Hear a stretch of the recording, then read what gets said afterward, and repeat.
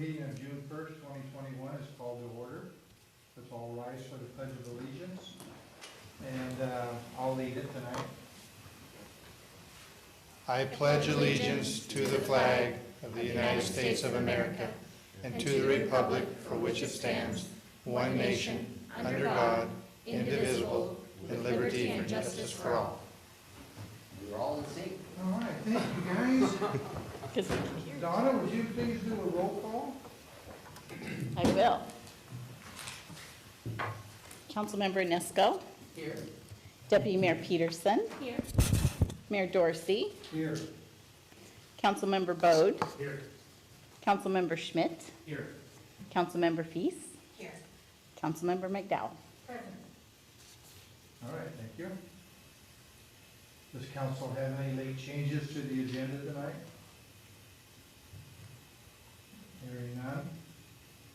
Do you have any board reports to share? I see people shaking their head. I don't have a Oh. board report, but I'd like to say how wonderful it is to be back together. Here, here. All right, go ahead, Kathy. It's wonderful to be back together. Thank All you. right. Yeah, it's been, what, about a year or whatever? All right. Is there a motion to approve the consent agenda as published? So moved. And a Second. And a second, thank you. There's a motion and a second to approve the consent agenda as published. All in favor say aye. Aye. All opposed? Motion carries. Finance Director Aaron B. Miller has the 2020 year-end report for us. And he, Donna just went to go grab him. oh, okay. Sounding changes. Yep. That is kind of like that, isn't it? I didn't even think about that. Hey, Mr. B. Miller? Good evening. Got a couple of presentations for you. Good evening, Mayor, Deputy Mayor, council members. Tim is going to get it up and running for us here.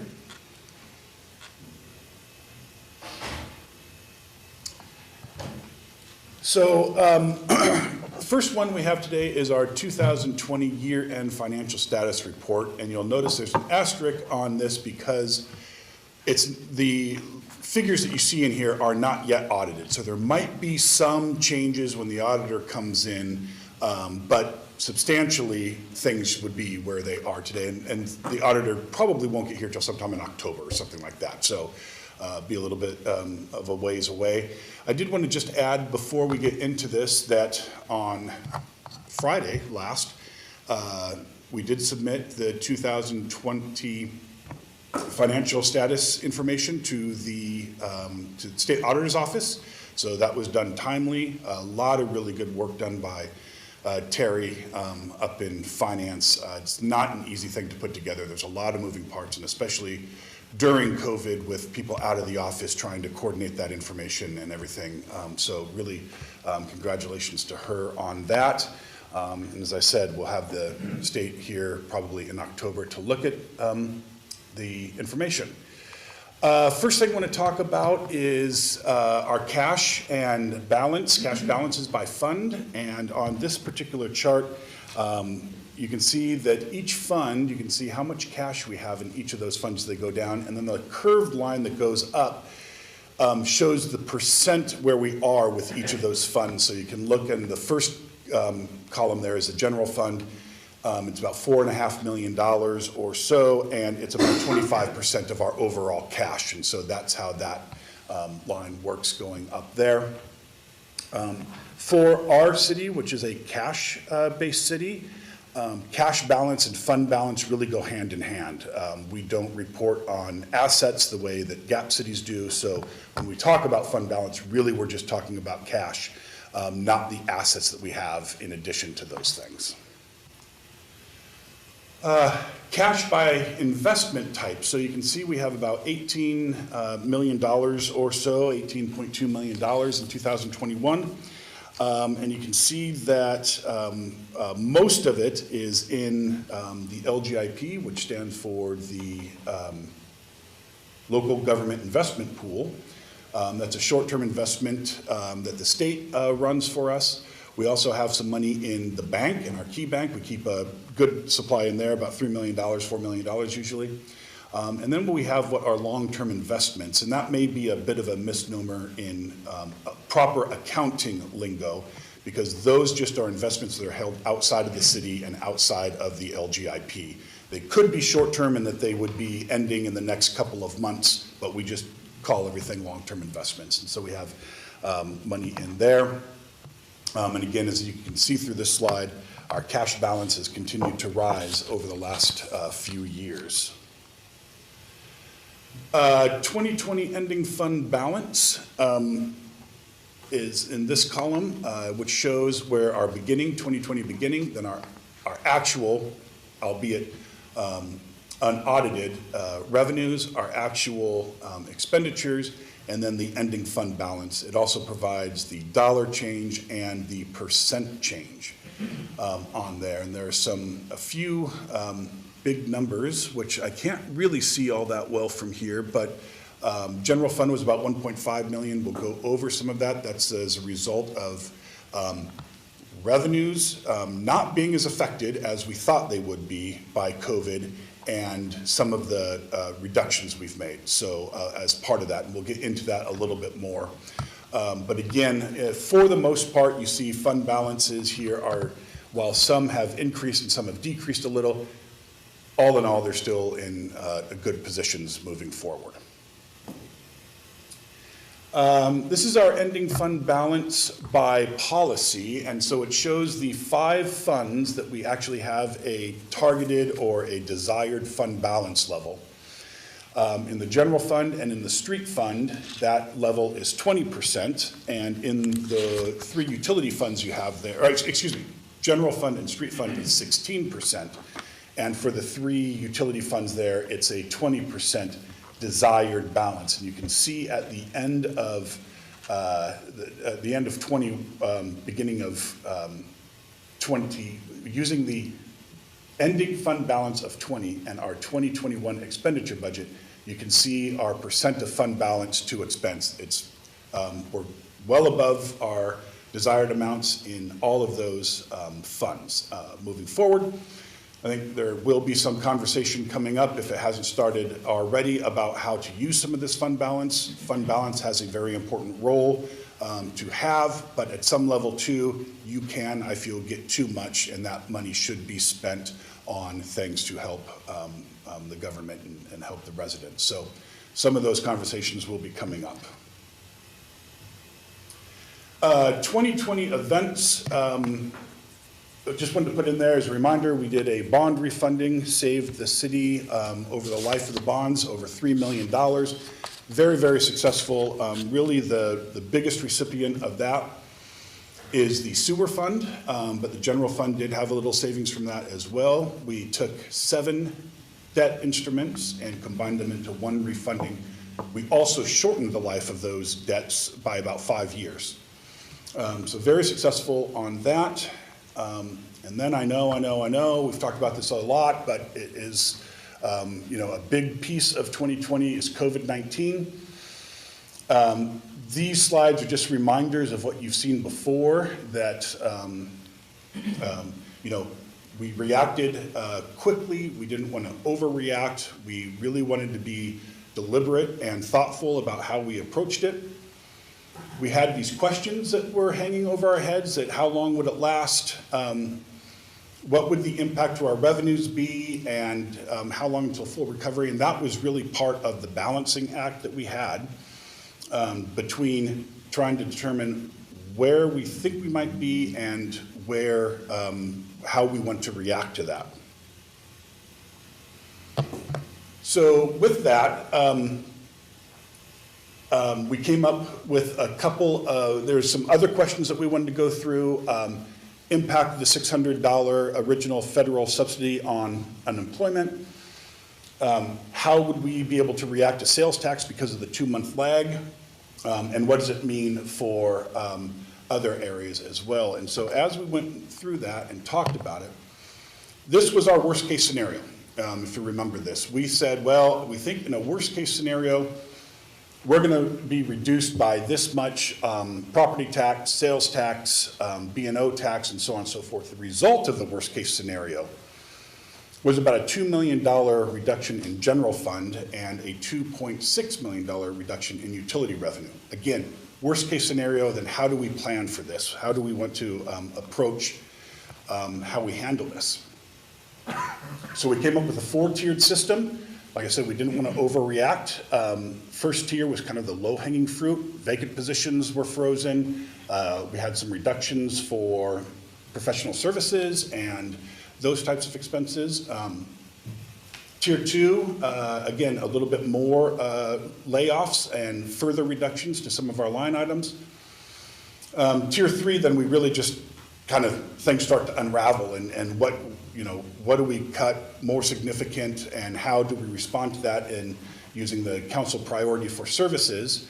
And then tier 4 was, even more draconian than that. We ended up, somewhere around 1.5. We did tier 1 and we did some of tier 2, but we found that we didn't need to go further than that. We did get CARES Act money. We got about $460,000 and wanted to provide the council just a reminder with how we spent that. A lot of it was used appropriately to cover closure costs, labor costs during the closure rates. We bought some laptops and we did some HVAC improvements and bought some personal protection equipment and so on and so forth. Excuse me. Getting to revenue then. Revenue collection as a percent of budget. You can see here that there's a couple of outliers, one in particular, and I'm trying to see if I can see, it should be the Capital Resources Fund. Thank you. That is well over budget because what we did at the end of 2020 is we transferred the Transportation Benefit District monies that were in the street fund into the Capital Resources Fund for 2 reasons. One, council's direction on that is that those monies need to be used for capital purposes, and that's a great place to have those funds so that when we budget them, we know where they are, and we can just use them. 2, with the new fund balance target for the street fund, we didn't want to intermingle funds that were reserved for capital in that and kind of show a higher operating balance, fund balance, than we truly had. So we wanted to clear those monies out and put them into the Capital Resources Fund. And so that's why that one is so much above the budget. Most of the others are kind of in line. There's some real small ones. Solid waste, for instance, solid waste, we always budget for use of the entire fund balance, budget for the grants, and then that is just dependent on the level of expenditure that gets done. So didn't have as much there. And the capital fund as well, capital improvement. Because of COVID, we really did shut down a lot of our capital planning and capital expenses. And so some of these you'll see are less because we didn't transfer money in to provide the resources for those necessary expenses.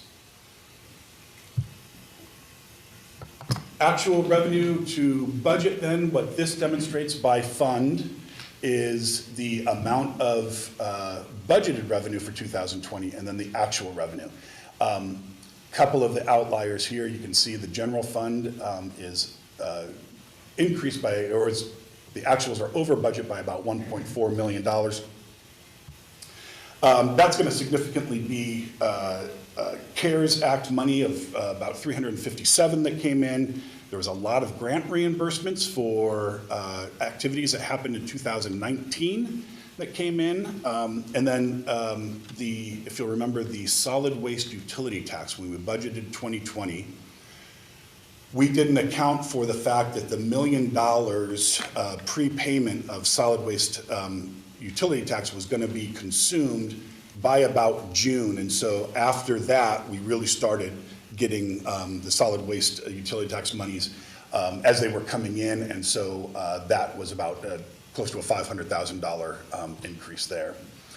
Going down the list just a little bit, bond fund, you can see is 178 lower than budget, but that is, remember at the end of 2020, we did a supplemental to add a significant amount of budget to the bond fund because even though we did the refunding, we have to show the expense going out. The funding source are bond proceeds. So we put that, and we purposefully put that high just to make sure that we'd stay underneath that.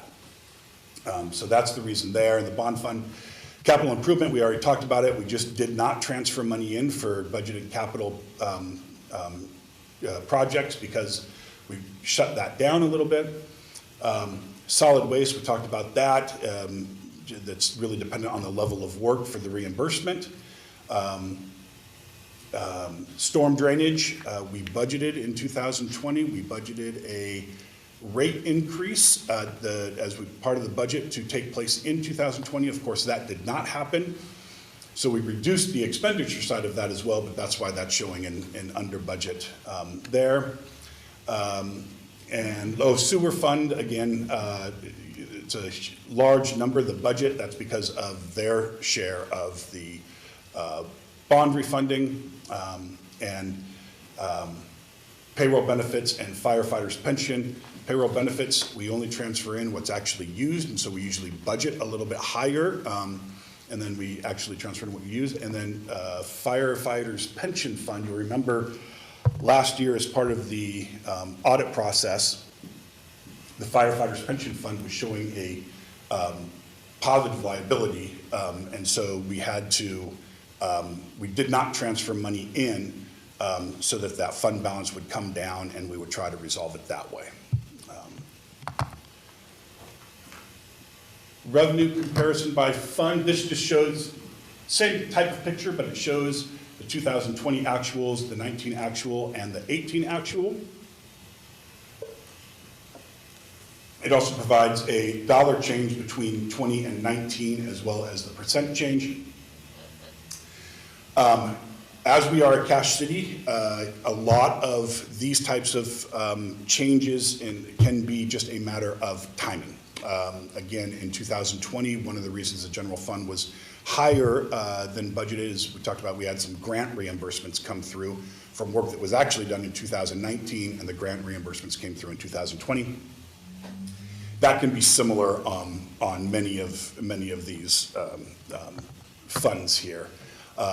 Couple of the big ones, again, just going down this relatively quickly. Capital improvement, we just didn't do as much capital. It's kind of the same story as we've been talking about in other ones. So I'm going to leave this relatively alone unless there are questions about it.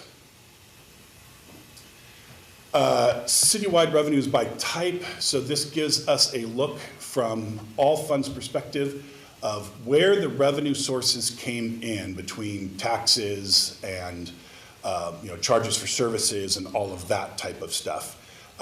We also provide on the bottom a chart of the 18, 19, and 20 actuals. Again, that same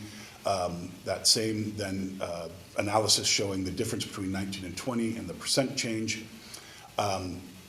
Really, in terms of the intergovernmental revenue, that again is going to be a lot of grants that have come in. That's the reason Basin 3, again, this is the whole city, so Basin 3 was about 4.1 million that we got in 2019, and the difference for 2020, downtown connector and all of those types of things. So, again, timing on these things does matter, especially when we're in cash-based. The miscellaneous is significantly interest rates. As interest continues to drop, the earnings continue to drop, even though our money goes, the amount of money that we have invested goes up, so that mitigates it somewhat, but not as much. And then the charges for services number really is primarily the loss of the SRO funding. Remember last year in 2020, because of COVID, schools were closed, the SRO contract was not renewed, and so that contract or that revenue source was lost. Got too many things in my hand. Moving on then. Tax comparison by fund. This shows all of the funds up on the top half, and then on the bottom half, it's for, the general fund is up on the top half. The bottom half is all of the funds, and again, it's kind of just showing showing the taxes that we collected for the year. Couple of big ones that we haven't really talked about: sales tax, sales and use tax. It is, while it's down from the previous year, from 2019, remember back in 18 and 19, we had a lot of construction activity, and what we wanted to do when we budgeted for sales tax in 2020 is shrink that, kind of that level of collection from 25% for capital projects down to a more, where it was more like in 16 and 17 to about 15%. So we reduced the budget, but then the sales tax collection came well above budget, just not quite as much as in 2019. But again, there's the takeaway here is, with all the planning that we did for COVID and all the worst case scenarios and all of the work that we did to make sure that we were prepared for those if they were to come to fruition, taxes came in right about where they should be. And remember, we had 20% loss in some cases and 30%, estimated 30% loss in some cases. Utility charges for service, again, I just wanted to show this because this was another area that we had anticipated a reduction of revenues. Not a lot to say here, but the top half is the total revenue for the water, sewer, and storm drainage funds.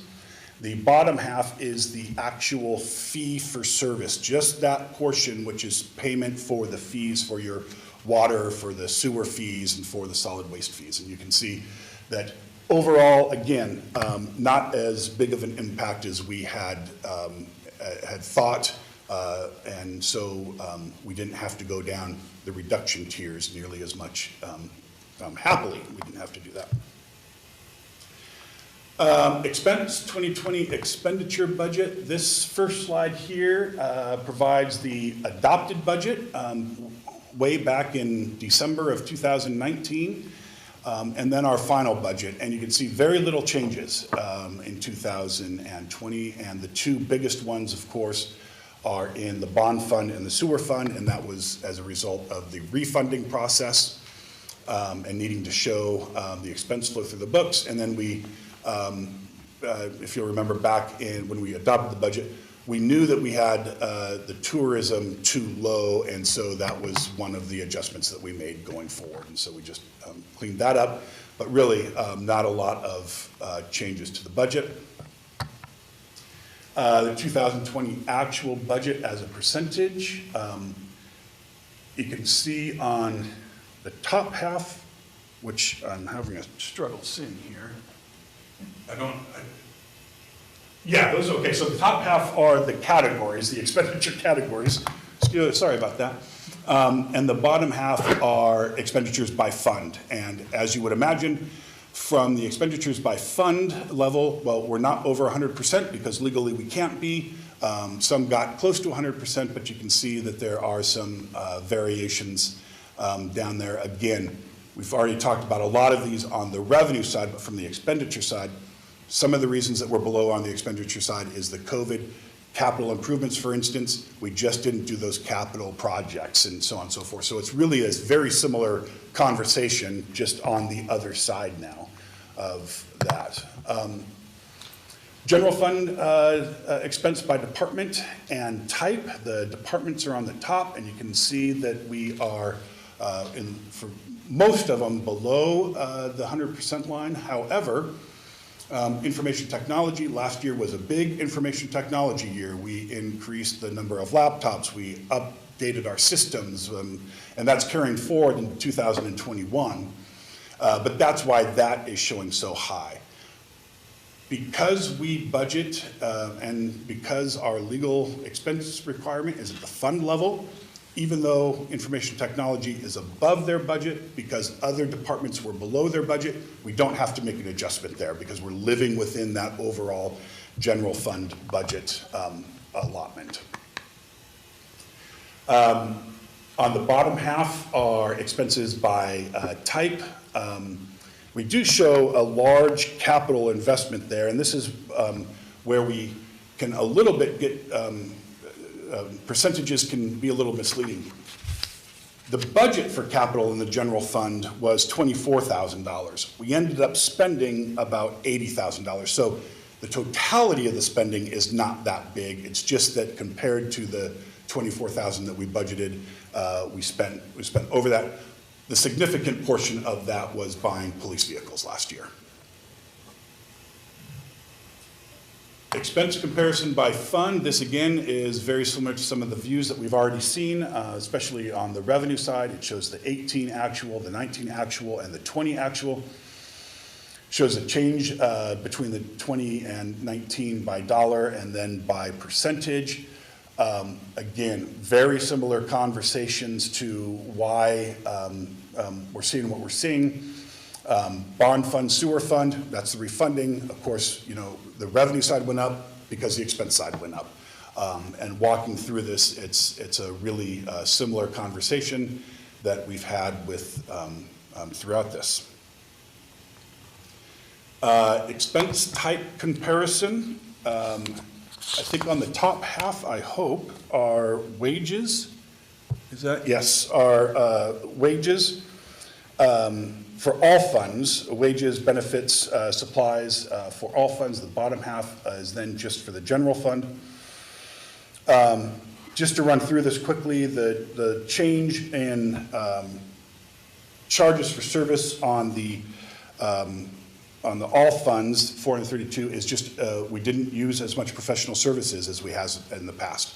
The transfer out, the difference there is the street subsidy, reduction of the street subsidy between 2020, which the subsidy was $570,000, and 2019, which I think it was $730, if I remember correctly. We also had a change in the, we already talked about it a little bit, the change we did not transfer out to the fire pension fund for the reasons that we've talked about, and also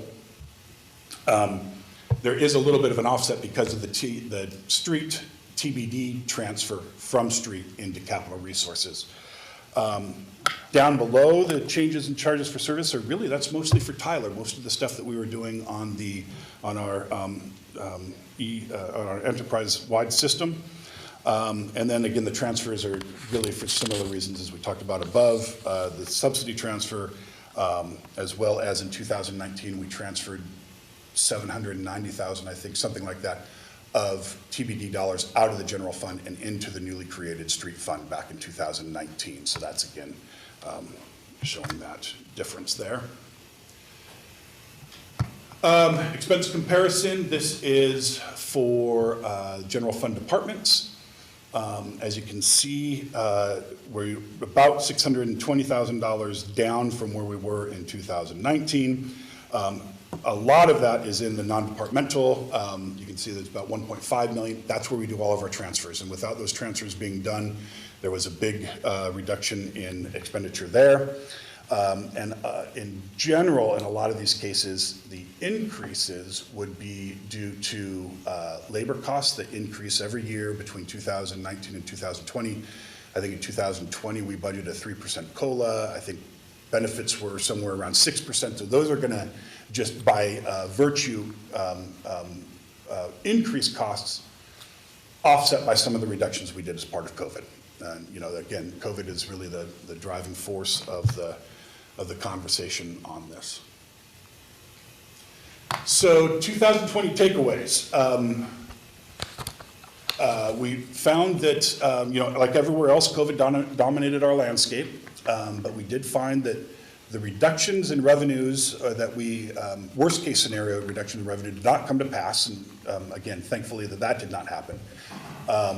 We were responsive and we did make some expenditure reductions, but at the same time then some of those reductions, as we saw that the revenues weren't coming down as much as we had feared, were able to be used on updating city systems and city IT equipment and so on and so forth. And then obviously just, it was a hard year. Everybody remembers, but city staff just did a really good job of staying together and doing the best we could to meet the expectations of customers and as well as our operational needs. With that, I'm happy to answer any questions that you might have. Anyone have any questions?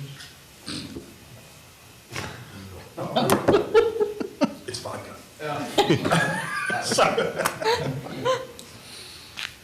All right, with Thank you. that, thank you, Aaron. You bet. We have, And Mr. Mayor, if I could jump in here real quick before Aaron goes to his second presentation. I should have mentioned something right at the top, but did not, and I apologize for that. We are at our first in-person meeting again in over a year, as Councilmember McDowell mentioned. But I did want to place in the minutes and make sure that everybody is aware that we are still offering remote participation for those individuals that are watching through the streaming web service. And we have citizens attending in person out in the Civic Center. And should they choose to make a public comment, they'll be invited into the podium one at a time. I just wanted to make that clear. Thank you. okay, now we have one more presentation from Aaron, the monthly financial status report. So for anyone that is watching and seeing this on the screen, we get that it's very, very small.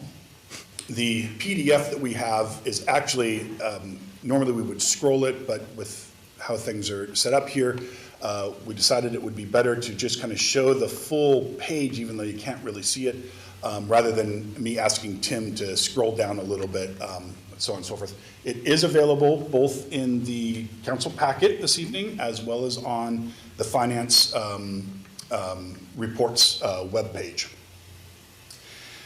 So this is the second monthly report that you've gotten. It's our new report. I just want to walk through this at a high level. The first page that you see really just talks about things in a summary, and what we're trying to do here is we're providing the 2021 budget, where we are through February, and then where we think we're going to be at the end of the year. We have updated our estimate process. We'll continually refine that. So some of our estimates moved a little bit from between last year and this year, I think, or last month and this month. I think at the end of the January report, we were looking at about a $1.6 million favorable balance overall citywide, or general fund, I should say, and now we're down to about 1.2. So again, we're modifying things as we can to try and improve our estimates. Regardless, we started the year at 35% of fund balance to expenditure budget, and as it ends right now, it looks like we'd have about $6 million just over and almost 50%. So again, we'll have some conversations about how that money can get used. Middle of the page, we try to provide a little bit of summary. Again, this is meant to be, digested in large gulps rather than detailed into little bites. It's to provide reasonable information for council and city manager and departments to kind of say, where do we look like we're being? Obviously, we are using estimates, so no promises here. Things will continue to change. And then down at the bottom, we just have our ending fund balance history, the column chart you have there. Next page, general fund overview for revenues. What we're providing here is a very similar look, 2021 budget, where we are through February, our actuals through February, and then where we think we're going to be at the end of the year, and then the variance. And as you go through here, under the variance notes, where we are right now is we're going to provide information generally when it is at least 10% and $75,000. And we want those two combined because we may have one that's a small dollar amount, but because the budget is small, it looks really big, but it's not all that material moving forward. But as you go through this, what we're wanting to do is it gives us an opportunity to decide why is this way and to take a deeper look into it.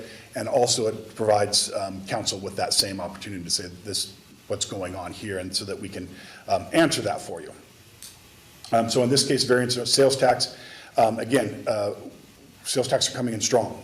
We kept the 2021 sales tax budget flat from 2020, and 2020 actual sales tax was over that. So it's not unusual this is happening. It was, as we were going through COVID, not sure what the impacts were going to be. We wanted to be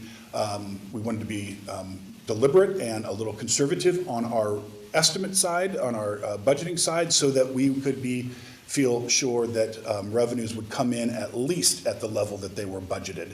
And if they come in more, so be it. Not a bad thing. Also, business and occupation taxes coming in strong so far this year. One of the things that we did do, as I mentioned on the estimate side, is we've really, not only are we taking a look at what's come in to see what are the outliers that we should take out of future estimates, but also to look, what does this mean from where we were at this point last year and the year before and the year before to where we ended up? Can we glean any information from that that says this is an unusual amount, or it's an outlier, or just, again, provide us a little bit more tools, a little bit better tools to look at how we're doing our estimates, and so we can hopefully be in a better position as we move forward to make adjustments that might be necessary. This page, same type of information, but it's showing from an expenditure side, it's showing from the general fund department side. And again, not going to spend too much time on this. We do have some variance notes down there, property and liability insurance. We're over budget by about $94,000, and one of the nice things about this tool is we recognized we just have way too little budgeted for liability and property insurance in 2020 and 2021. So when we move forward to 2022, we'll make sure that we can correct that. But again, with doing this, that gave us that view. So it's not that the property insurance is so wrong, it's that the budget was so wrong, if that makes sense. Again, legal, just where we are compared to where we've been in the past. Same thing for detention. That's what the variants are coming up at. Non-departmental, it's a big variance there because we are, again, not estimating to make the transfer to the firefighters pension fund because that fund is so well funded. There's a lot of money in there. So we're planning on not doing that, and we're also planning on only transferring the actual amount that we think we're going to spend in the payroll benefits fund, which is generally our practice. So a couple of variances there. Fourth page is a very similar view, except this provides the general fund revenues and expenditures, showing the 2019 actuals, the 2020 actuals, as well as the budget, our estimate, and then our estimated actual. So you can look at this kind of going side to side, saying where are we estimating this year compared to where we were in the past, compared to where we were with budget, and hopefully be able to look at again, where do things look a little bit different so that we can investigate those more. Down at the bottom then, we're just showing the fund balance numbers, again, based on the revenues and expenses here. Same picture, different data. This picture is showing the actual February numbers for 2019, 2020, and 2021. Also providing a variance between the 2021 numbers and the 2020. And again, because of the accounting system we use, timing can be a big part of this. Did something come in February of 2019 that didn't come in until March of 2020, 2021. We look at that throughout, and again, as we do our estimates for that, those are the types of things we want to take into account. This page, the reason we want to show this, well, two reasons. One, on the bottom half, keep you apprised of where we think we're going to end up from a fund balance perspective based on our estimates. And on the top half, we want to keep track of our sales tax breakdown by type. So again, we talked a little bit about in 2020, we reduced our budget on sales tax because we didn't think the same level of construction activity from 18 and 19, that was about 25% of our collections. We wanted to reduce that down, and that's what we're kind of showing here. So our construction, heavy construction activity in 2020 was reduced down to, from 25 and 19 to about 14.8, and right now it's still sticking right about there at 13.7. So again, we just want to be able to look to see, are there any outliers that we want to investigate further, take a look at. The last few pages are all the same, so I'm only going to go over just one page. It's showing by fund, and what this does is it breaks down all of our funds from a revenue perspective into these larger categories that we have of taxes, licenses and permits, intergovernmental revenue, and so on and so forth, as well as the larger expenditure categories of wages, benefits, professional services.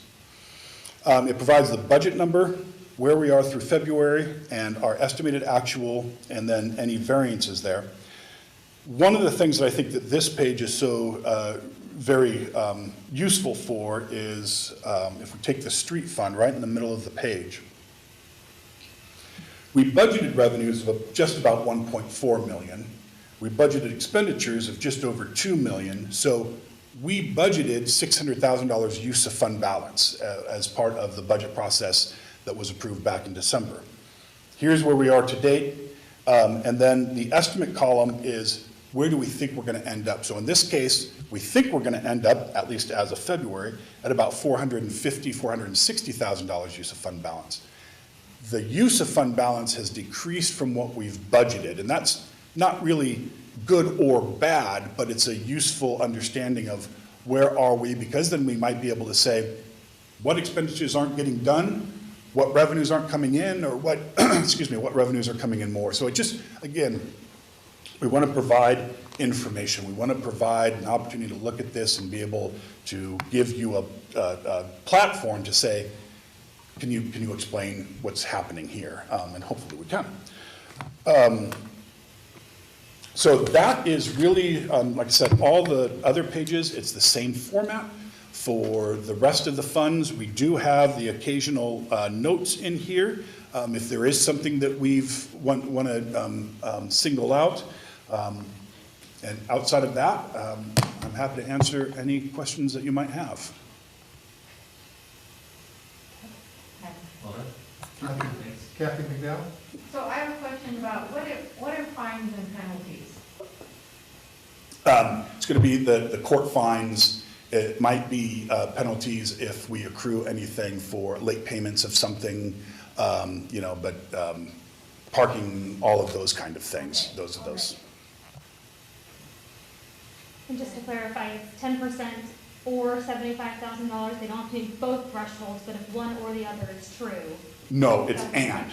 So if we have something that's more than 10% over, but it doesn't reach $75,000, that's not something we're going to see. At this point in time, it doesn't do the vacancy, the variance notes. That's, again, just numbers that we started using now. If council wants us to shrink that, we certainly can. But what we're trying to do is kind of stay away from having to every $10,000 have to describe something. If for instance, if a budget is $300 or $2,000, but we're going to spend $2,500, that's only a $500 difference, but it may put us over that 10%. So where's that balance that it provides meaningful information at the same time? Sure, Megan. Remind me, the non-departmental budget line item, in some of the charts it says non-departmental, but when we go down, it's the transfers out, right? That's how it works. Because when I take a look at, we're way under expenditures for that. So are you looking at page 7 or? Page 4, okay. 5. you know, because all of them have a pretty far variance as to, you know, where the budget is. Yeah. So maybe I'm way in the weeds here with this, but I'm just trying to understand, what do we do in that line item? What is that line? Sure. So you are correct. I'm just looking at page 5, which has the non-departmental.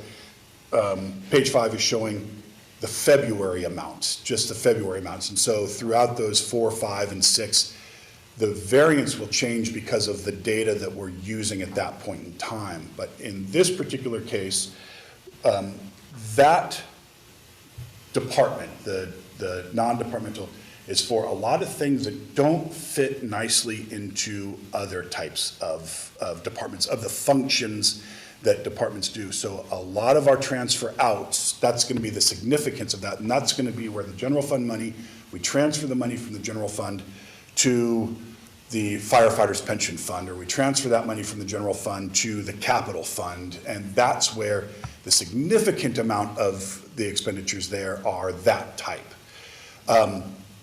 However, there are others, so yes, so you can't really just then look on page 7 and look at the transfer out and say, there's the non-departmental line. It's not quite that smooth, but in theory, you know, anything that doesn't fit belongs in non-departmental, which are oftentimes transfer outs, but there's more in there than just transfer outs. There's some other types of payments. We pay, for instance, we pay the OpenGov out of non-departmental because it's a citywide system that doesn't really fit right in with one department. So that's just a payment that comes out of there, for instance. Taking a look at the month-to-month on page 5, actually, so yeah, we're general fund month-to-month on page 5, non-departmental. We are over budget. Under budget. We're under, so the variance. And when we go up to, where am I seeing, I squared you, I saw that it seemed like we were over budget, but I don't want you to go way in the weeds here. I need some more coaching, I guess, on exactly what that is and to understand how to read that in the budget. Okay. Sorry about that. Oh, no problem, sure. Councilman McDowell? Yeah, I'm looking at the firefighters fund, and you said that that's very well funded. Yes, on, are you looking on page 6? That you have minus 13.6% there.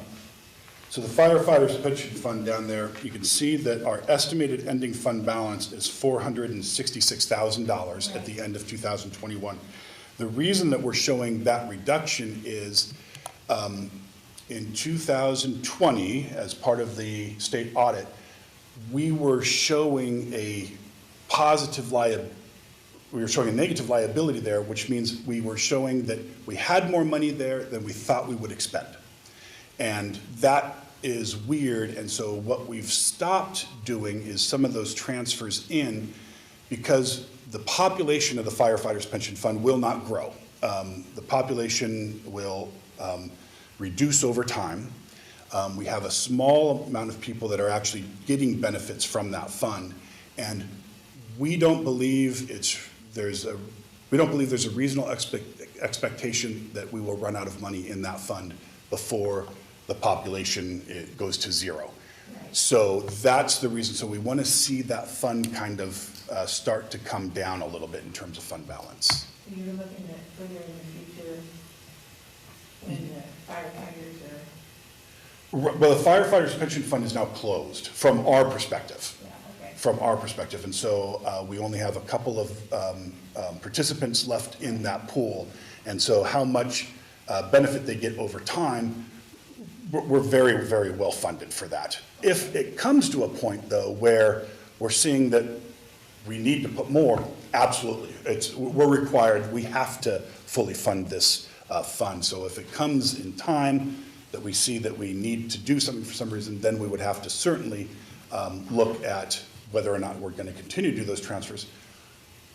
importantly, I think we will continue to budget that transfer. So every year in the budget, we'll show a budgeted transfer to that fund. So the general fund resources will be held, if you will, just in case. And then at the end of the year, if we don't have to do it, that money just flows back down into the general fund balance at the end of that period. I hope that makes sense. It does, it's just that as the years go on, the funding will go down because the firefighters aren't using that anymore. Yeah, right. I think we only have 2 participants left in that fund, and no one else can come in. So like I said, the fund is closed from our perspective, so. Yes. Okay, thank you. All right, should we move on? Thank you, Aaron. You bet, thank you. All right, we're going to move on to our general public comment period, where the city council invites members of the public to provide comment on any topic for 3 minutes. Donna, do we have someone? Yes, we do. Yes, we do. A live person.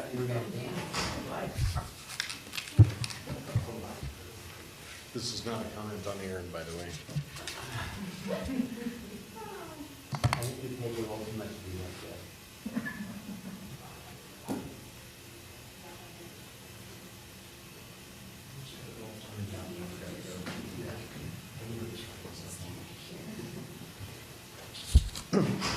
Mr. Mayor, we have Miguel Gutierrez. Hi, Miguel. Hello, good evening.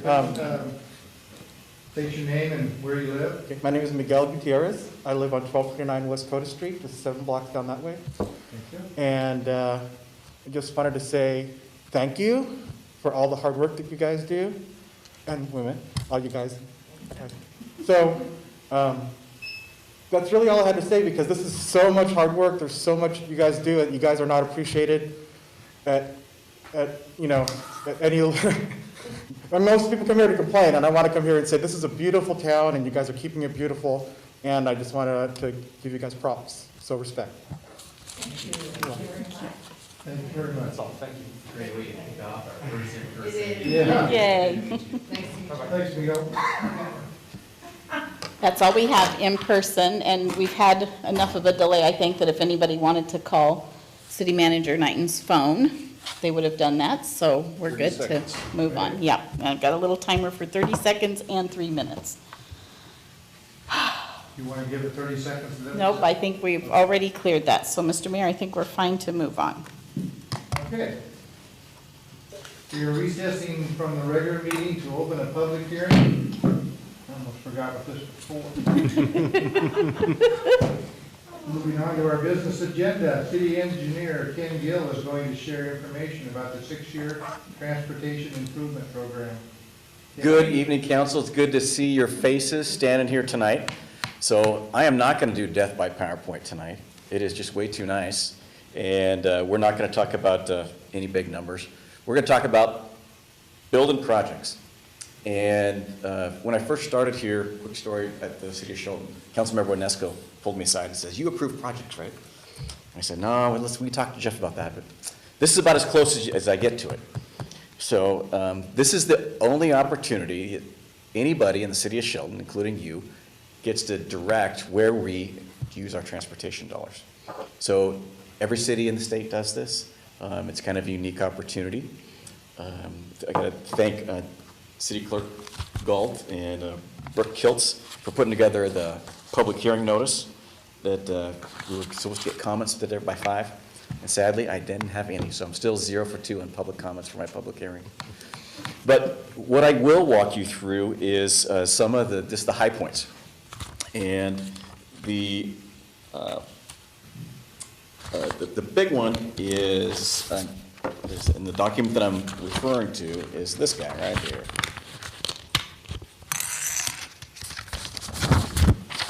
Everybody should have this one in your packet. So, but on it basically has number 1, and number 1 project is still Railroad Avenue. So it's been that way since I've started. There's 3 new projects that are on here. And down at the bottom, One of them is your ADA transition plan. It's the first one that starts after the numbers. And that's programmed in for one single reason, and that's the city needs to have one to accept federal funds. So we'll be working on that in our budget process next year. The other one is a pavement maintenance program. So Director Harris is really good at, I guess, asking or maybe whining in a younger brother kind of a way for funds. And so we've put that to use really well with the county, and he has gotten those federal funds there that are listed down there, and then there's a city match. That's in the city contribution. So we'll be working on hopefully doing that next summer. The other project down there is the Safe Routes to School money that we received for 3 flashing beacons, one at 9th and Railroad, one at 7th and Franklin, and then one up at the track where it crosses over the Huff and Puff. But that shows the total grant award. We expect to learn if there's state or federal funds here at the end of June.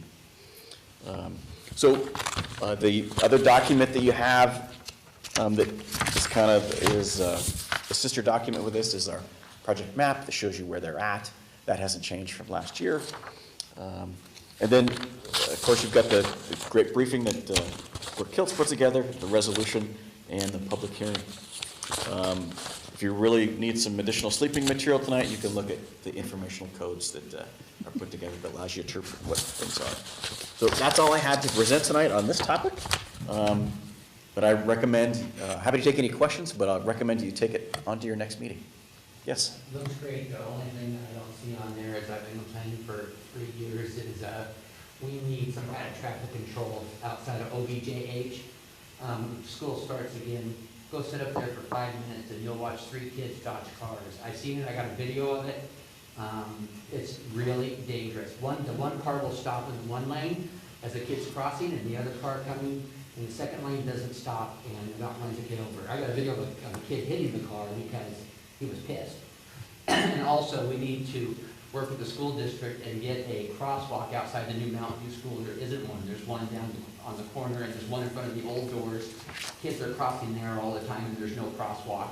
And I talked to Jeff about it. There's nothing. The school didn't want to put in an ADA ramp there after the fact, but it needs to be done. We need a crosswalk directly in front of the school because kids are coming down those side roads. What street is that? What street is that? K. K Street. I know it's K Street. K Street and what? The one- Washington? Washington, Maybe, yeah. K Street and Kane, Just right there? directly in line with the driveway. Kids are crossing there constantly. There's no crosswalk. I think it's King Street. So I'd like to see that, and I definitely want to see something, I don't know if you can put a 3-way stop up there in front of the OBJH, but go sit there when school's running full force. I mean, it's crazy. I'll send you a video. Those all sound like good projects. I put those all into the category that I was listening to is pedestrian crossing improvements. And that project doesn't come off this. The only reason why it's programmed in there is because those are the money that we've got the federal funds for this year. So those certainly can be added in the next year or be projects that we go after additional pots of money for. I am really excited about putting in the flashing beacon, similar to the one we have out here at Railroad, up at the existing crosswalk right by the track. Whenever I use this one to go get lunch at Safeway, you punch that button and people stop on Railroad Avenue. And that works pretty well with just the 2 lanes of travel, but we're talking about 4 lanes of travel. People coming from both directions and one car stopping and the other car not. I mean, I don't know if any kids have been hit. I believe they have. I think a couple of years ago, I think I talked to Chief Moody and there had been some accidents there. Yeah, we can get any accident data to you and to the rest of the council. I don't believe there's been one since I've been here, but that doesn't mean there hasn't been one recently. that crossing. Well, there's been not really many kids up there, just, for the last year, but. That wouldn't be considered a safe route to school, where he's talking about? It could. The other thing that I think that that I owe you, that we're continuing to, or we're just starting to work on, and I presented to you a couple council meetings ago, is our local road safety plan, where you take all your crash data and you analyze it, and you present back to you, here's some projects that will mitigate this, or maybe allow this not to happen. So why don't we do that and include or talk about that project during that discussion when we have that crash data that we were talking about. That sound like a good plan? Okay. And kind of another project that we discussed on and off throughout the past several years is Front Street, and there have been conversations about where our partnership funding might come from for that. I anticipate going to be a very expensive project, especially being that it was the old state highway. It's very well traveled, there's a lot of truck traffic as well, so looking at where that fits into our long-term plan is something we'd like to have further conversation on. Yeah, I see Front Street as another spot to put SR3 to get traffic out of our congested signal that is continually, I get comments from several of you that, we need to look at that and adjust the timing and things like that. So we've had preliminary discussions, but that was washed up, but that is a viable project, so. I'm not sure how we changed it to begin with. Yeah, so it's certainly lots of good discussion, and we will bring some of these projects back to you for sure. Thanks, Ken. Okay. Was there any more comments? I don't think so. Thanks, Ken. Okay. Mr. Mayor, I move forward resolution number 1199-0421 and the 6-year TIP attachment to the June 15th council meeting action agenda for further consideration. Excuse me, Mr. Mayor. But let's back up just a little bit, Did we just a go- minute. Is there any public testimony? There isn't, but we do There have to isn't. ask. Okay, thank you. Let's, All right. I guess we need a 30-second need delay. 30-second delay. 30-second yeah. delay. So let me get that timer going. You so you see Zoom, I know, and then when you're behind, you don't. I know. Yeah. We're all discombobulated. You have no cues.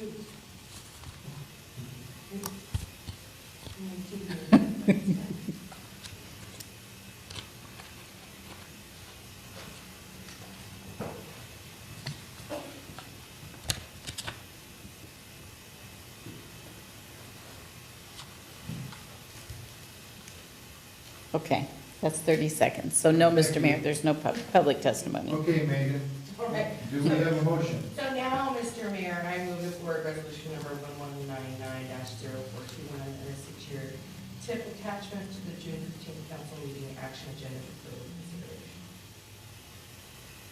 All right, thank you. Do we have a second? I'll second that. All right, we have a motion and a second. I don't think there's any more discussion on this, right? All right. We have a motion and a second to forward resolution number 1199-0421 and the 6-year TIP attachment to the June 15th council meeting action agenda for further consideration. All in favor, say aye. Aye. All opposed? Motion carries. This public hearing is closed and we'll resume our regular meeting. Now we have, still there. Now we have another item from Ken, the 2021 chip seal project award. Ken? It is chip seal weather out there right now. If I could, I would be out there putting down some tar and rock because it is the perfect weather to cure. You need to thank Brooke Kiltz for putting together the bid package again this year. We went out to bid on the same project that we rejected bids on last year. So to refresh your memory, I'm talking about this little diagram right here. It's the thick navy blue dashed line that starts about the hospital and goes to the signal at Wallace Neyland. I think I'm really happy to present this project because I think it's another example of the public bid process in action, getting the best possible price for the citizens of Shelton and using those TBD dollars that are collected with car tabs. So we had the same 3 bidders that bid this year, and the low bidder was Sierra Santa Fe. They were in town 2 years ago, and if you would have told me, while I was preparing for this tonight, I was looking at last year's bids that we rejected to compare 2020 to 2021. Because everybody talks about, the prices are going through the roof, it's, you gotta get stuff out on the street and all this federal money that's supposed to be raining down on us. But in 2020, Sierra Santa Fe bid about $143,000. And this year they bid $137,000. So if you would have told me that the bids went down by just under $5,000 over a year, I would have thought that the coronavirus shot was, taken over or something like that, But it just, that really amazes me, and it tells me that the public process works. So, I don't have anything else to present tonight on this project, other than to thank our staff and Grant Osborne for getting the project down on the street. And with that, I recommend that you award it. It's $137,885 of the $540,000 that you've budgeted for chip seal and residential paving in 2021. So that's all I've got. Do you have any questions? All right. Do we have any public comment on the chip seal? We don't have anyone signed up for live, so I'll do the 30-second delay again. Which 30 seconds seems like a long time right now. Yeah, the Jeopardy song, somebody.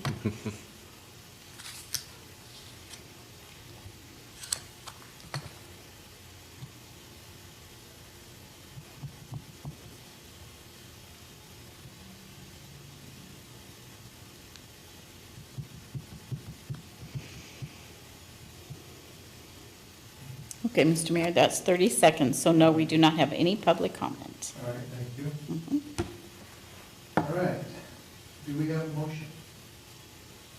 Move that resolution number 1200-0421 be forwarded to the action agenda of the June 15th council meeting for further consideration. Second. All right, we have a motion and a second. Any council members have any questions for Ken? All right, we have a motion and a second that resolution number 1200-0421 be forwarded to the action agenda on June 15th council meeting for further consideration. All in favor, say aye. Aye. All opposed? That motion carries. Thank you. Thank you, Ken. Thank you. Will you send Jay in when you go out, Ken? I'll grab him. Okay, First calling for you. thank you. All right, moving on. Public Works Director Jay Harris has information for us about Ferguson Waterworks. You didn't sanitize. Thank you. So, good evening, Mayor, Deputy Mayor, Council. Jay Harris, your Public Works Director. I've been here over a year now, and this is my first live presentation to you. I've been on Zoom for over a year now. So, last fall, I gave you folks an update via Zoom in September on the water meter AMI project. So right now, we have about 3,900 meters out there. Staff members are taking a couple weeks every month to go read all those meters. The goal of this project is to install new meters and a telemetry system, so we can still do manual reads if we need to. We can also do what's called drive-by radio read, where the car goes by and we pick up the signals. Saves a significant amount of time, with the goal of having an antenna and do a fixed base radio read down the road. If the fixed base doesn't work down, you can get into some weather problems or whatever. We'll still have drive-by radio read available. We'll also have manual read available also. So the benefits of the system are 24/7 real-time data. That data is good for the city and is really good for the customer. The software will have a lot of different ways that people can set alerts. My daughter loves to take a half-hour shower, okay? And I can set specific alerts in the evening to that down the road, just to manage water use, right? People find that the actual water use in the system will go down because people will be able to monitor their use better. We bill sewer off of water, so sewer will go down a little bit also. We're able to measure the water, though, much more accurately than the brass meters we currently have in place. The rotating meters, typically they read low, 5%, 8%. As they get older, it gets worse. So the goal is to get rid of the brass meters, put in better technology. They're magnetic meters, so there's no moving parts. Census has a 20-year warranty on these meters also. So We got to come to get several different approvals from you folks. The reason why I'm coming in steps is census July 1st is going to raise the price of the meters by 3%. I want to secure a purchase order, get that to them to save the city 3%, obviously. So I want to make my materials purchase ahead of the project. We're also going to come back to you for the meter lids and boxes. When you open up, these boxes have all been put in over the last zillion years, right? There's a bunch of boxes that are too small, lids are cracked, those sorts of things. When we're there, we're going to go take care of all the box and lid deficiencies. The lids also don't need the little door that opens up to read the meter anymore. We have no reason to open up that little door to read the meter, hopefully, right? So a lot of those, and we have a puck, we have to put this little antenna, black puck that goes on top of them. So we're doing a lot of lid replacements and box replacements. I'll be coming back to you to speak about that. And it'll probably be at the same time that we're going to hire a contractor to come and go to the 3,900 locations, dig up out the meters, take the box out, get the new meter in, put the transmitter in, reset the box, regrade around each one, GPS locate it so we know where it is in our new GIS system, those sorts of things. The meter work is probably going to happen in September-ish, I'm thinking, maybe go into the fall. It's good fall work for the contractor, so we're excited about that. What the goal is to bring on the drive-by radio read first. I want to get our guys trained up on that. We obviously know where every meter is right now, right? A bunch of guys do. That information is going to get lost over time. Drive-by, I want to make sure we're in that. It takes over a half a day probably to drive the whole city and get all those readings, but it'll be a good fallback position to when we go to fixed base, probably sometime later in the year. We'll have the antenna up, software in, training of finance staff, obviously. We'll be out of the drive-by part of it. Public Works is going to be exiting the meter realm, other than zero reads, meter problems, customers saying their meter's reading too high, those sorts of things. So tonight before you is a request to purchase a bunch of 3/4 inch and 1 inch census water meters. The 1.5 inch larger meters, we're taking off the analog dial on them and putting what's called a digital register on it. The digital register, we can transmit the information out of those larger meters. So we're keeping a bunch of very large census meters. The goal is to stay with the brand, obviously, for the whole city. So Ferguson Waterworks out of Tacoma is the only supplier of these census meters. We have a sole source letter from them in the packet. So tonight, we just want to get your approval to source through Ferguson and for the city manager to move forward with the purchase order to buy all these parts to save the 3% increase in July. That's the end of my presentation. All right, thank you. We have a 30-second pause here for public comment. Yes, we do.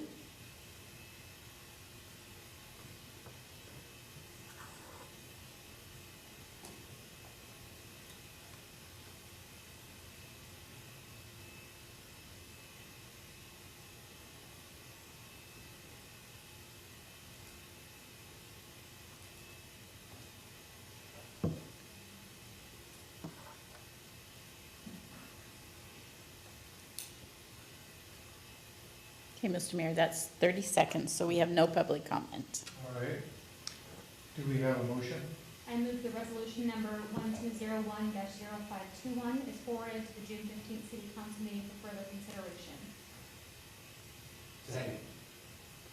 Okay, thank you. Now I'd like to invite council members to ask questions or make comments. I just have a question about the lids being permanently shut. It's always a backup if your house is flooding and or if you can't find the shut off or the shut off's not working for somebody to run out to the street. Matter of fact, I did it not long ago. 2 weeks ago actually, to shut off the water. Yeah. So how, will they be able to call the city and say, hey, my kitchen's flooding, can you shut off my water for a minute? Yeah, Councilor Nisco, great question. So first thing is if you have high use, we're gonna know, like instantaneously, the system's gonna send a message to you if you're signed up online, if you choose so, you'll know you have a break or unusual water usage. The city will also be notified. It's how we set it up, though. We probably won't come out in the middle of the night, but it's likely in the morning we'll have a list. There's sometimes property owners go on vacation for a couple of weeks and their water line breaks. I was one of those. I had a big flood in my garage, luckily. So we'll be notified. We can drive by and knock on the door. Hey, what's going on here? God, you're using a lot of water. Or the meter's broken. Hopefully the meter's broken, right? So the actual shutoff, though, the plumbing code requires a shutoff at your house, the newer houses, 5 feet from the foundation where it goes into the house. You should have a shutoff right there. You can also open up the box, flip it open. There's a customer shutoff. There's a city lock shutoff also. That was my question. So we're going to make sure that the meter sets are all up to speed also. They've been set over different times. Just to make sure you have the city shutoff, customer shutoff. Customers should have an additional shutoff at their house. So also, usually it's a gate valve or a PVC valve, which is very beneficial, especially if you show your wife or something, because my wife isn't that good to go lift the meter box lid off, and then you look at a bunch of stuff in there, you don't know what you're looking at, right? So it's good to put in that secondary valve if you don't have it. Newer houses should already have it. Yeah.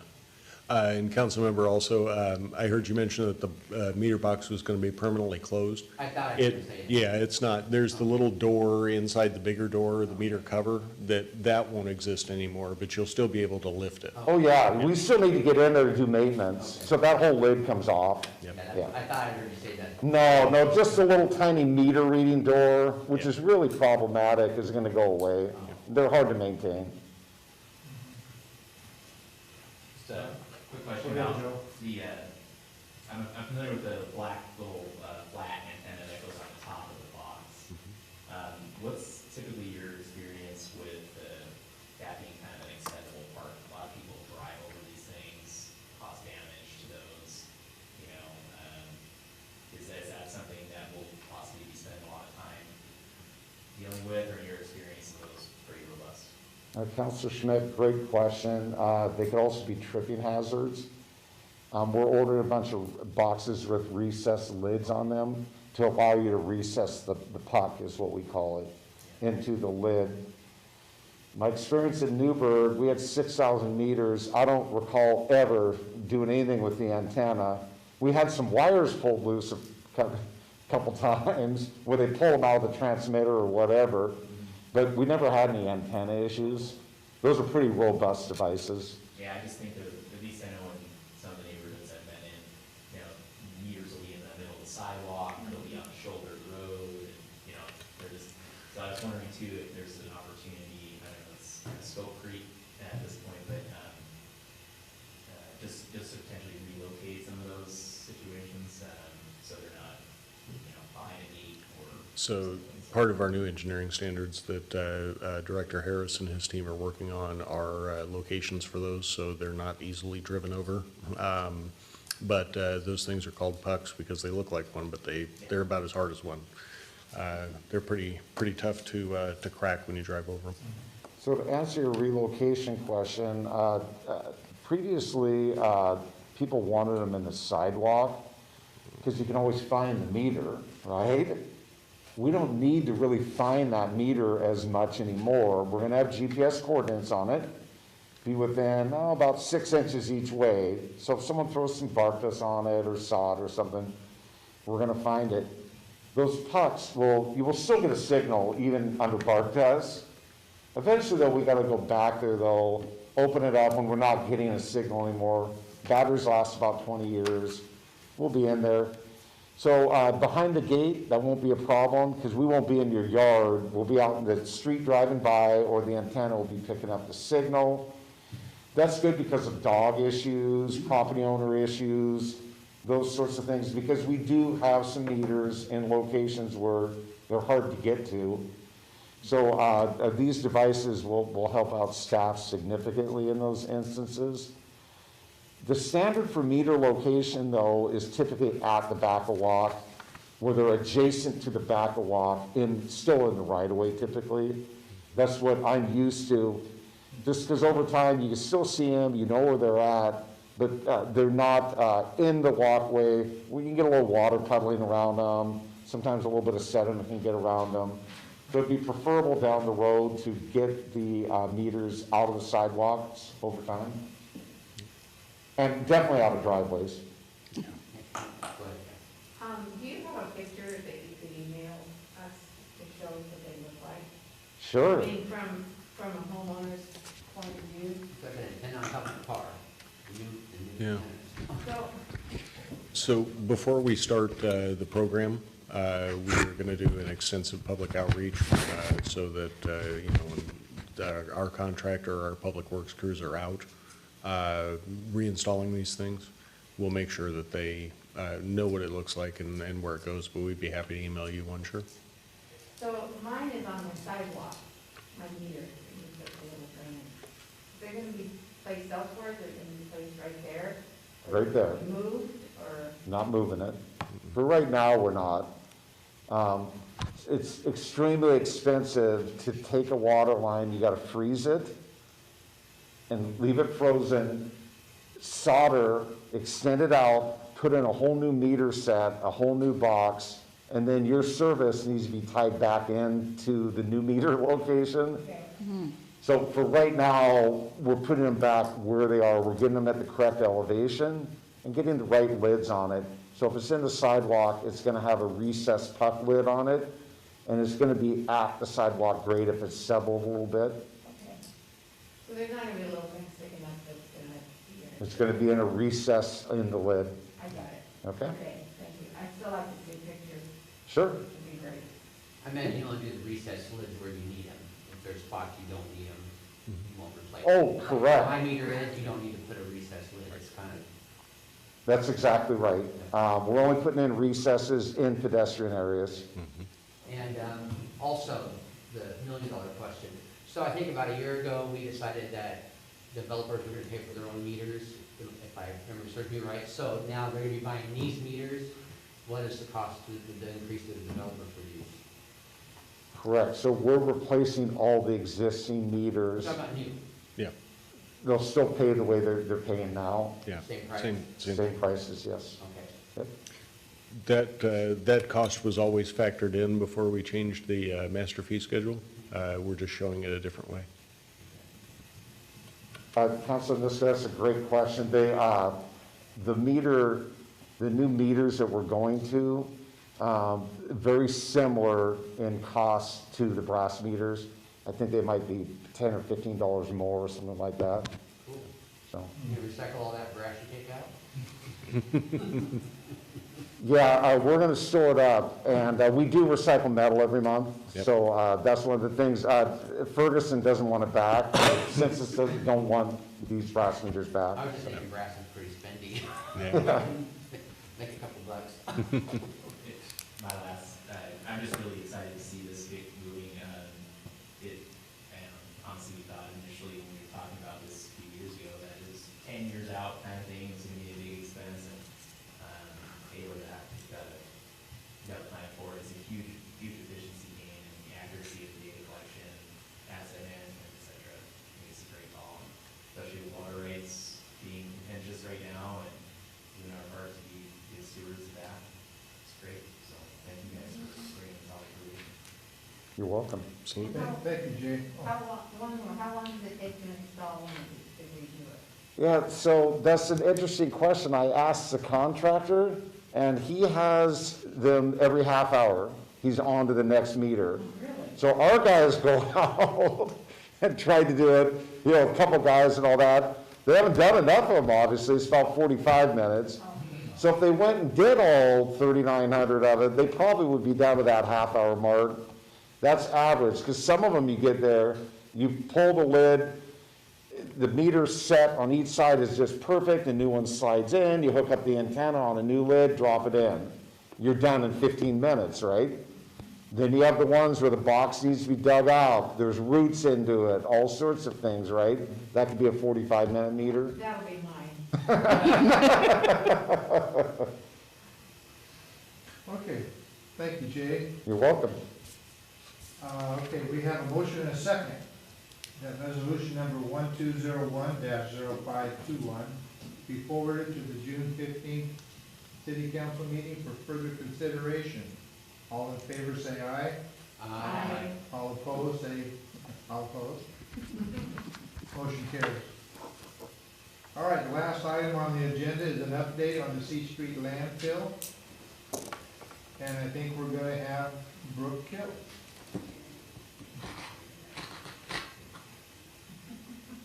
I'm not gonna have any fingerprints left after tonight.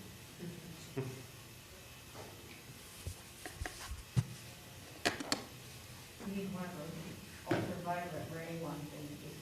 Yeah. Mark won't let me borrow those. They don't trust me with anything like that.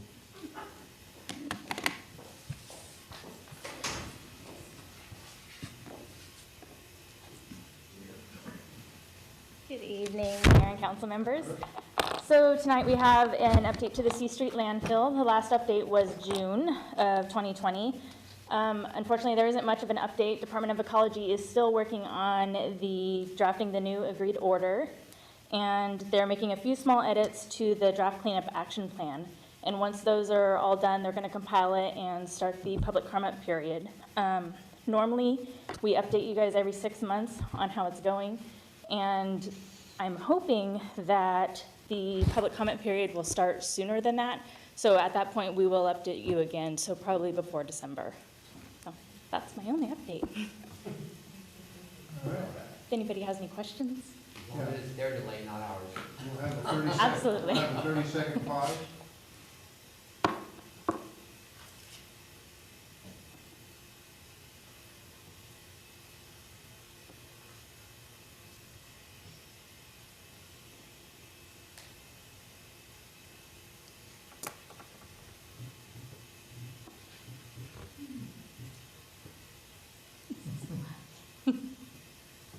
Maybe next meeting, I'm going to bring music or something.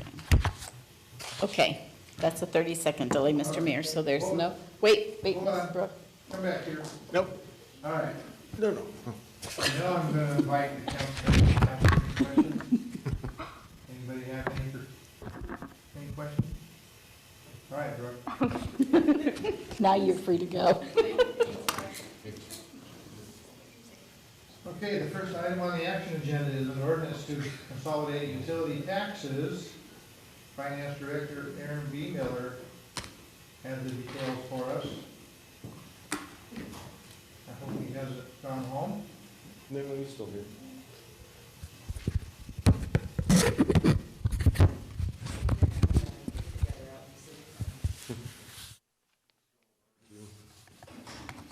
Professional at that. Seriously. It's just Aaron. He'll be fine. I can drink water. Good evening. I've been introduced, I take it. Good evening again, council.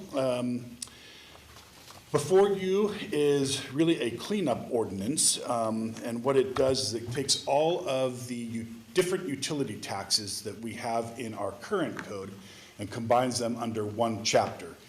It adds some definitions, but ultimately it doesn't change any utility tax rates. It doesn't add any utility taxes. It just simply, for one-stop shopping, if you will, it puts all of that information in one spot so that it's just easier to find. And this is really just, like I said, it really is just a code cleanup. And you heard this on the May 18th meeting on the business agenda, and there have been no changes since that time. And I'm happy to answer any questions that you might have. All right. Let's do the 30 seconds first.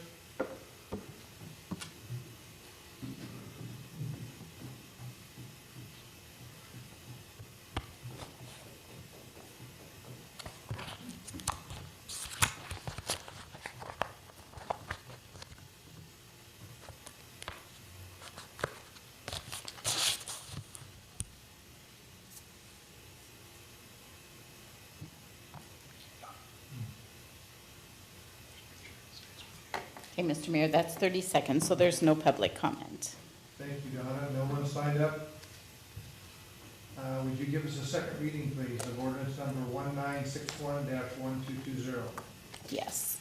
Ordinance number 1961-1220, an ordinance of the City of Shelton, Washington relating to utility taxes, repealing chapters 3.30, 3.38, 3.39, 3.48, and 3.51, and enacting a new chapter 3.30 of the Shelton Municipal Code. All right, thank you. Do we have a motion, please?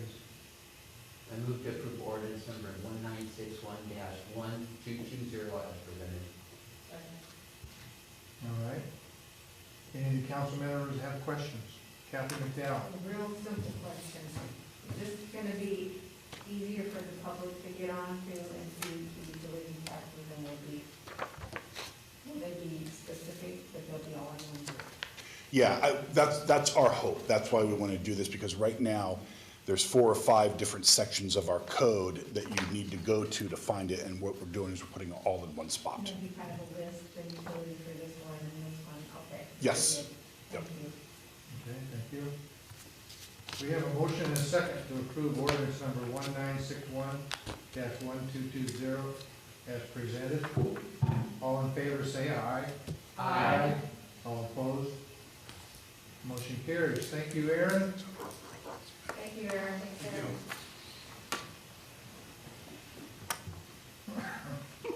You want to switch it up next time? You should just have a chair out there, a little stool, and sit on. Okay, as she goes and gets Brooke, she's coming. Administrative Manager Brooke Kilt has information for us about amending the Shelton Municipal Code regarding stormwater. Hello again. So since the last meeting, the changes that were requested for the changes to the NPDS credit, rate credit, and the monthly service charge and the general facility charges, those were all changed in all of the attachments that are provided for you in your packet. I'm not sure if you guys had any additional questions. Those were the only things that were changed. All right, do our 30-second delay. I do have one live person, but I'm going to start the 30-second first while I go get them.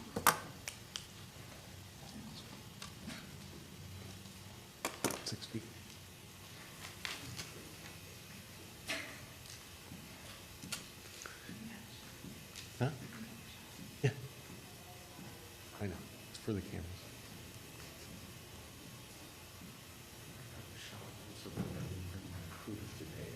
Oh. Be free tomorrow. All right, so we have Ms. Perry. We have Lisa Perry. Public comment. Lisa Perry. I live in Shelton, and I do business in the city limits. I was mainly worried if I didn't come in and talk about stormwater, you guys would worry about me, so I would do that. So I would, of course, like to renew my suggestions on some of the fee structures, but I mainly wanted to talk to you today about the process and about how open and transparent it's been, and what good opportunities I've had to not only speak in the meetings, but each and every one of you, including city staff and all of you council members, took my calls, thoughtfully took in all my input. And now I didn't get everything I wanted, but I can live with that. I want to know it was a good process and it was really open communication. And I also will understand in a couple weeks or a couple months when people get their first bills and they say they didn't have any opportunities to speak on this, because I was disappointed when I couldn't get more business people to come in and speak to you. So I can be your witness that there were plenty of opportunities for that input, and I appreciate the opportunities. Well, that's it. Thanks. Thank you, Lisa. Thanks. Okay, Don, we have a second reading, please, of ordinance number 1969-0321. Yes. Ordinance number 1969-0321, an ordinance of the City of Shelton, Washington relating to the stormwater drainage utility, amending certain sections in Shelton Municipal Code, Chapters 13.02 and 13.04. And at this time, the first reading of resolution number 1195-0412. Resolution number 1195-0421, a resolution of the City of Shelton, Washington, updating and establishing the city's master fee schedule for fiscal year 2021. Can I correct that just for a minute? You said 1195-0421. Is it 12? It's 0421. Okay, mine is wrong. Yes, All right, thank you. you're welcome. All right, do we have a motion? I move to adopt ordinance number 1969-0321, resolution number 1195-0421, and policy numbers 1000-02R and 300-08R as presented. Second. Okay, we have at this time, we'll ask for any questions or comments from the council. I have some comments basically. All right, Eric, For thank the you. council, I wrote them down. I've not been really comfortable with this kind of rate increase, especially on our businesses. I know we can't kick this down the road, but at some point we need to quit punishing ratepayers for our lack of action. We've done this over and over again with sewer rates, 40, 50, 60% increases. I can't support this as it's written. I believe we're sending the wrong messages to our businesses, and especially our largest employers. We previously compromised on a rate of $15.92 for residential. The last meeting that was raised back up to $16.83. We didn't do anything for businesses that may have large amounts of impervious surfaces, or NDPES permit holders don't discharge into our city system and are asked to quadruple their rates. Everybody's been tightening their belts, so can we. And also, I'd like to, after everybody else is done talking, make a few motions, All right, amendments to a motion. okay, so,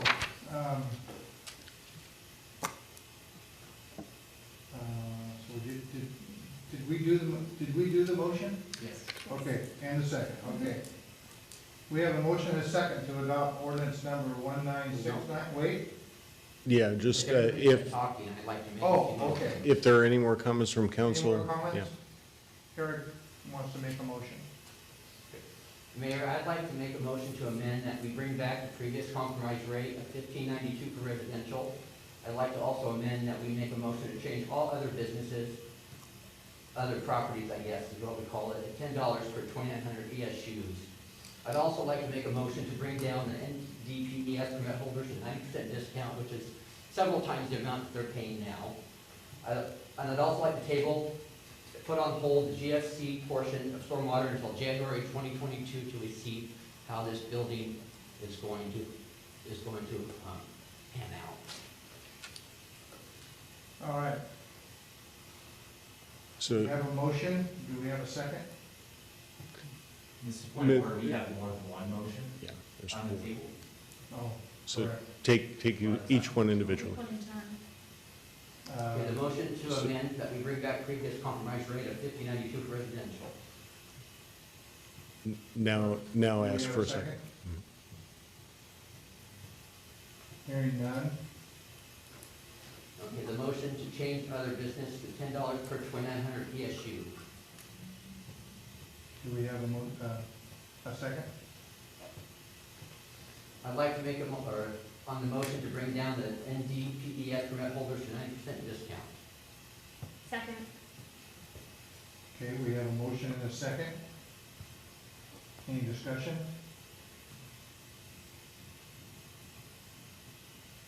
Hearing none.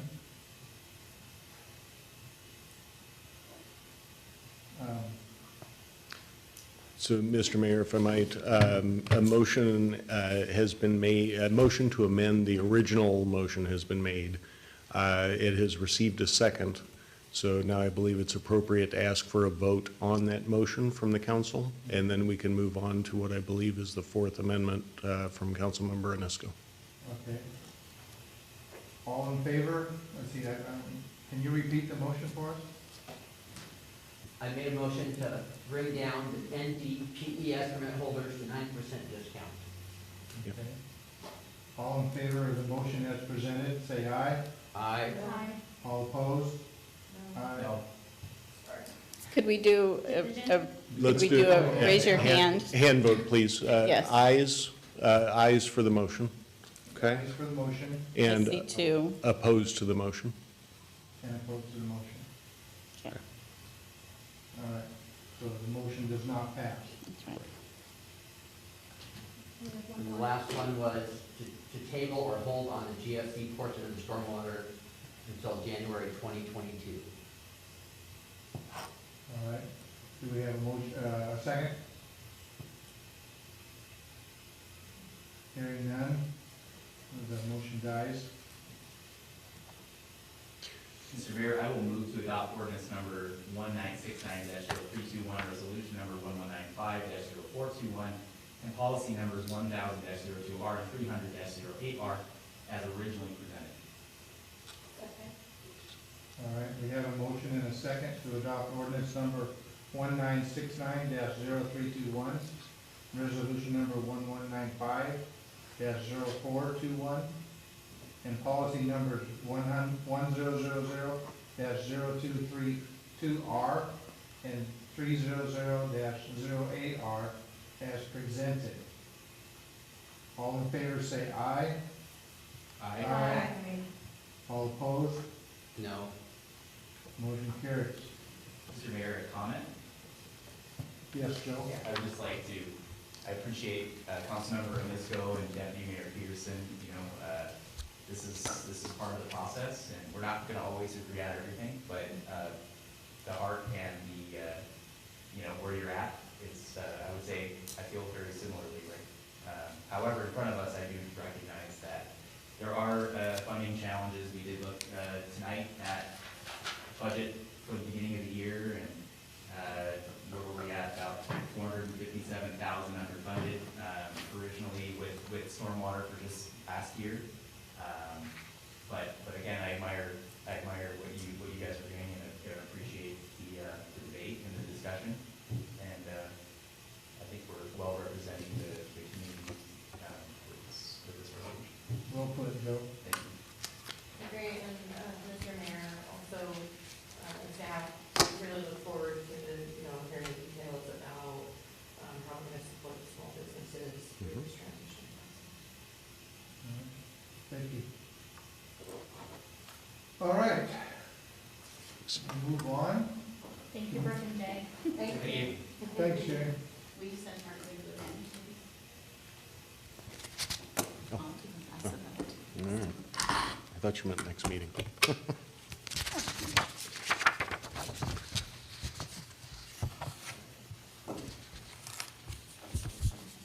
All right, now we're going to have Community Development Director Mark Ziegler is going to share information about a Shelton Hills Plan Action Ordinance. Thank you, Mayor, Deputy Mayor, council members. Good evening. Bringing back to you ordinance 1970-0421, which amends original ordinance 18450214, the Shelton Hills Plan Action. And the only change in that ordinance is to allow for a developer's agreement to be optional rather than required. So nothing else has changed since the meeting on May 18th, and I'm open to any questions that you may have. All right. 30-second delay? Yes. Sorry, Mark, hang on a minute. I'm fine. Been here since, you know, what's a few more minutes, 30 more seconds. Seems a lot longer than 30 seconds. Out there, it's a minute. In here, it's 30 seconds.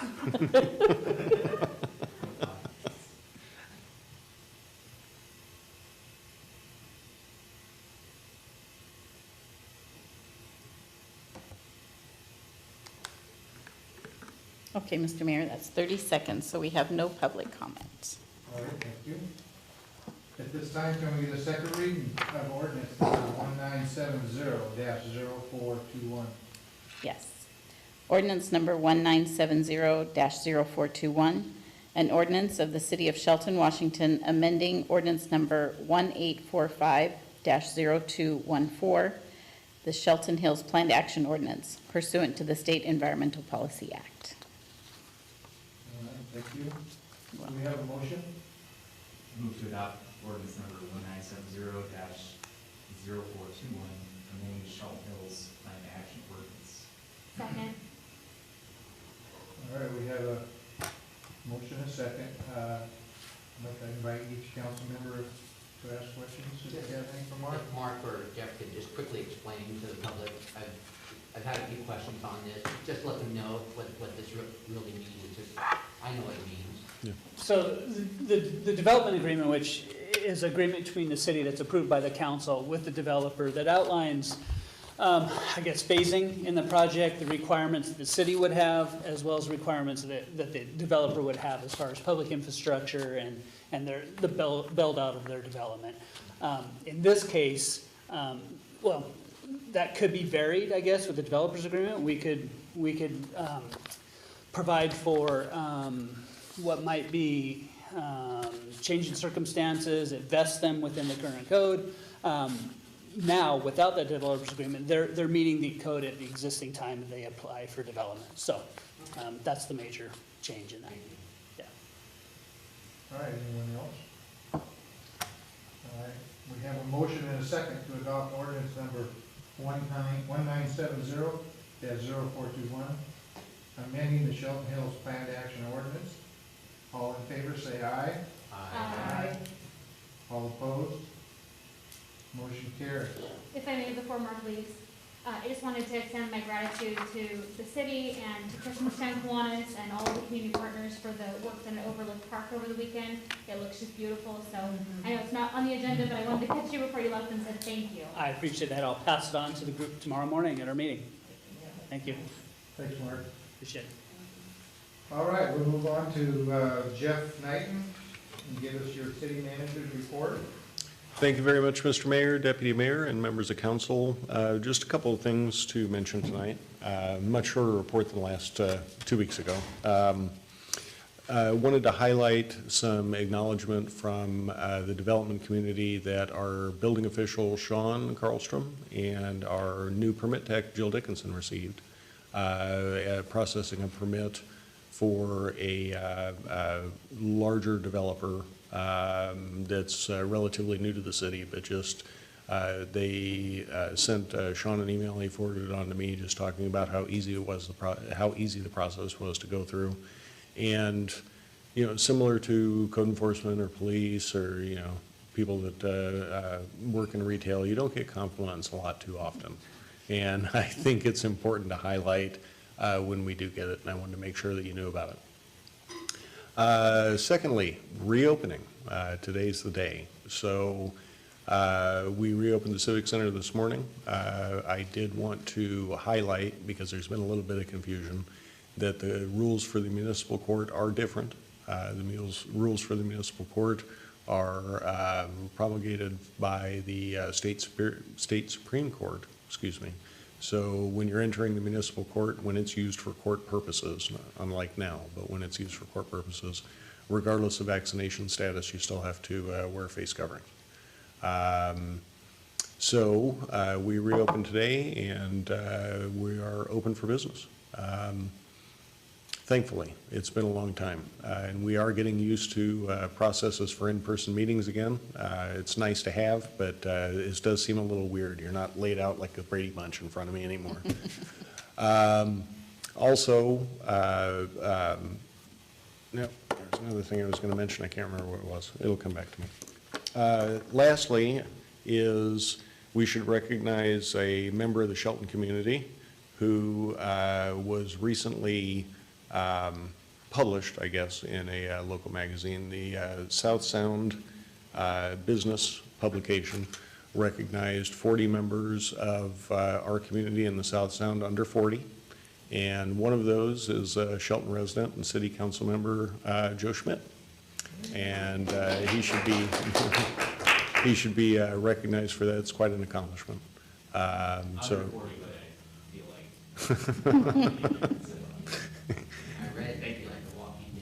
yeah, right. Yeah.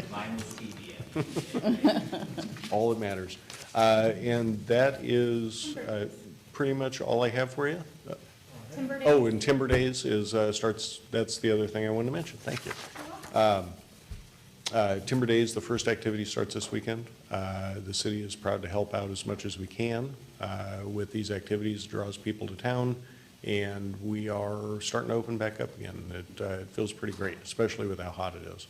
My truck's at 100 today. I don't think it got that hot, but it felt like it. So with that, just real quick, going through your looking ahead, just to highlight those. At our next meeting is the second meeting of the year for the Shelton Municipal Parks District. So that'll be at 5:45 on the 15th. And then through the agenda, we have our legislative wrap-up. Our representative in Olympia, Troy Nichols, will be here to walk you through the great successes that we've had that I know we've talked about at previous meetings. And we have a shoreline master program, and then the things you heard tonight on your action agenda. So the sole source telemetry for the advanced metering infrastructure project, the 6-year TIP, and the chip seal award. So far, that's the only thing on the 615's agenda, and if anything changes, I will update you as soon as I can. Okay, thanks, Jeff. Council have any new items to discuss? If not, our next meeting will be Tuesday, June 15th, 2021. This says at 6.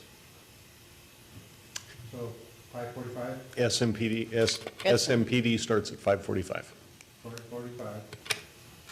This meeting is adjourned at 7:52, it looks like.